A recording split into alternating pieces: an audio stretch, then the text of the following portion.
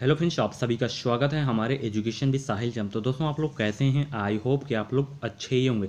So friends, आज की इस वीडियो में मैं आप लोगों को ऐसा टॉपिक बताऊंगा जो कि इस टॉपिक से 4 क्वेश्चन तो 100% आएंगे ही आएंगे।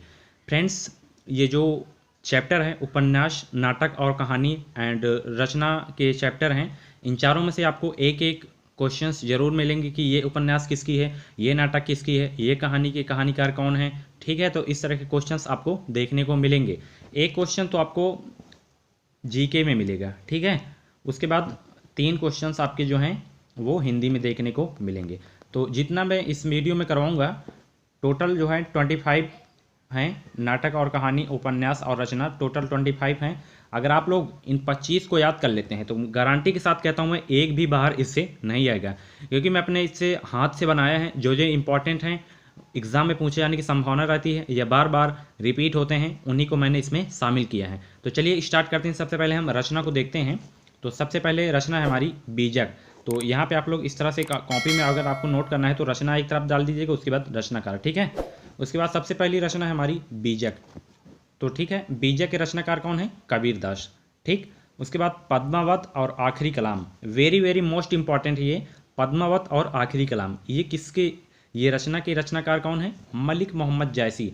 सबसे इंपॉर्टेंट है ये फ्रेंड्स। पद्मावत ज़्यादातर, ये मलिक मोहम्मद जायसी की जो है पद्मावत ज़्यादा पूछी जाती है, तो आप लोग पद्मावत को जरूर याद कर लीजिएगा, ठीक है। उसके बाद है शूर सागर और सूर सरावली। ये जो रचना है इसके रचनाकार कौन है? तो सूरदास इसके रचनाकार हैं, ठीक है। साहित्य लहरी भी है सूरदास की, ठीक। आगे देखते हैं प्रेम वाटिका। तो देखिए, प्रेम वाटिका के रचनाकार हैं रसखान, और गीतावली और विनय पत्रिका इसके जो रचनाकार हैं तुलसीदास, और दोहावली के भी रचनाकार हैं तुलसीदास, ठीक है। उसके बाद है रामचंद्रिका। तो देखिए, यहाँ पे रामचंद्रिका के जो रचनाकार हैं वो हैं केशवदास, ठीक है। उसके बाद है झरना, आंसू, लहर, Kamayani. Very very most important है। मुझे इसमें बार बार ना कहना पड़े कि ये इंपॉर्टेंट है, ये इंपॉर्टेंट है।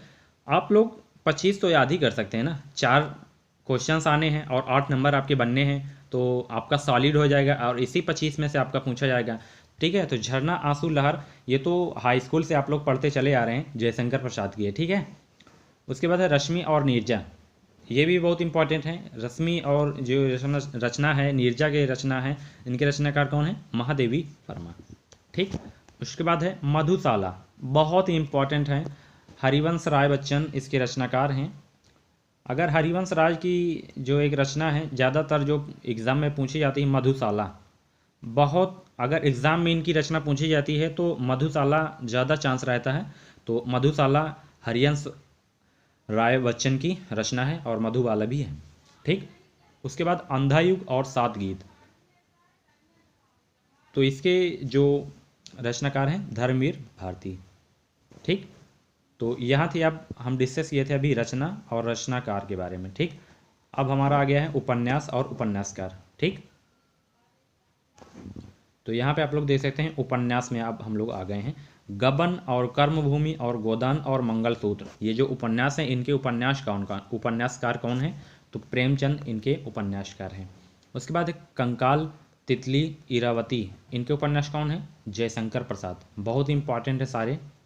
उसके बाद मैला आंचल, इसके उपन्यासकार हैं फणीश्वर नाथ रेणु। अगर इनकी पूछी जाती है उपन्यास तो यही मैला आंचल ज़्यादा चांस रहता है। मैला आंचल के उपन्यास कौन है? उपन्यासकार फणीश्वर नाथ रेणु, ठीक है। एक और देख लीजिए, गुनाहों का देवता, ठीक है। गुनाहों का देवता के उपन्यास कौन कौन है? धर्मवीर भारती, ठीक। उसके बाद अब यहाँ पे हम उपन्यास और उपन्यासकार डिस्कस किए थे और रचना भी देख चुके हैं। तो अब यहाँ पे आ गई कहानी, ठीक। कहानी और कहानीकार, तो रानी केतकी की कहानी जो कहानी है, इसके कहानीकार कौन है? इंशा अल्लाह खान, ठीक है, बहुत ही इंपॉर्टेंट है। रानी केतकी कहानी के कहानीकार कौन है? इंशा अल्लाह खान। उसके बाद है पंच परमेश्वर और कफन और पूस की रात, इसके कहानीकार कौन है? मुंशी प्रेमचंद। उसके बाद चीप की दावत की कहानीकार कौन है? भीष्म साहनी, ठीक है। इनको तीनों को आप लोग जरूर याद कर लीजिए।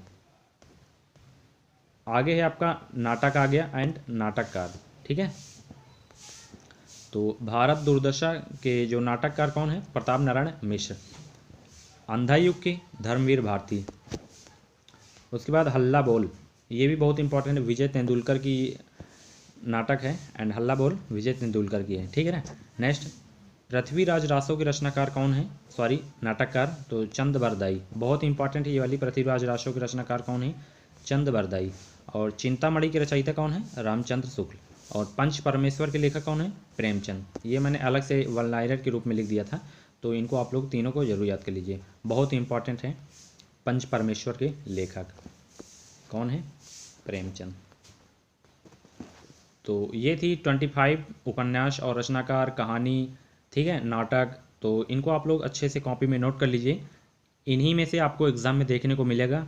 तो आप लोग अपनी प्रिपरेशन अच्छे से करते रहें, टाइम बहुत ही कम है, आप लोगों का 9 अगस्त को ही एग्ज़ाम होगा, आप टलने की संभावना नहीं है। तो पूरी तैयारी लगाइए, करीब 5 से 6 घंटा आप लोग तैयारी करें।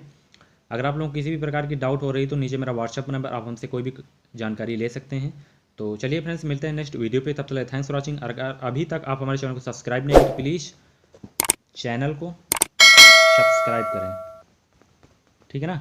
अगर वीडियो पसंद है तो वीडियो को लाइक कर दिया करिए, और इस वीडियो को अपने स्टडी ग्रुप में एंड फेसबुक में जरूर शेयर किया करिए, ठीक है। कमेंट करके बताइए अगर आप लोगों को किसी भी टॉपिक पे वीडियोस चाहिए तो मैं आप लोगों के लिए लाऊंगा, ठीक है ना। आप लोग टेस्ट जरूर दिया करिए, ठीक है ना, टेस्ट।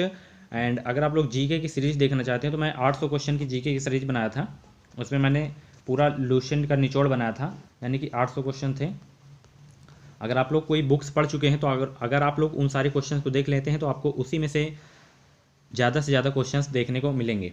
बात रही यूपी जीके की, तो यूपी जीके आप लोग अच्छे से पढ़ के जाइएगा, 6-7 क्वेश्चन देखने को मिलेंगे केवल यूपी से आप लोग, ठीक है। तो यूपी जीके के भी मैं क्वेश्चंस बनाया था, आप लोग प्लेलिस्ट में जाके सारी वीडियोस देख सकते हैं, ठीक है। तो मिलते हैं नेक्स्ट वीडियो पे, तब तक थैंक्स फॉर वॉचिंग। जय हिंद, वंदे मातरम।